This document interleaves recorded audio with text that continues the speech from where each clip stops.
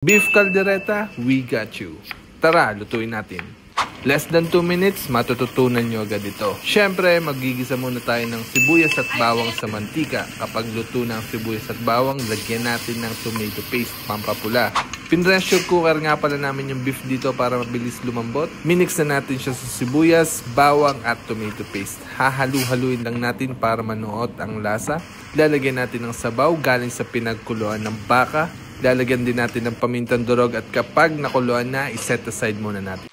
Ngayon naman ay ihahanda natin ang gagamitin natin gulay. Patatas. Susunod ay carrot. At pakukuluan natin hanggang maluto sila.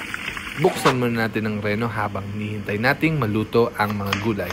Kapag luto na yung gulay, pwede na natin lagyan ng bell pepper. Ito yung magpapabango sa ating beef caldereta. At kapag nakuluan na, pwede na natin ilagay yung ating liver spread. At ang huling ingredient natin ay ang cheese. Optional lang naman to, kung wala kayo ay ayos lang. At yan guys, ready to serve na ang ating beef caldereta. Maraming salamat sa panonood. Let's go!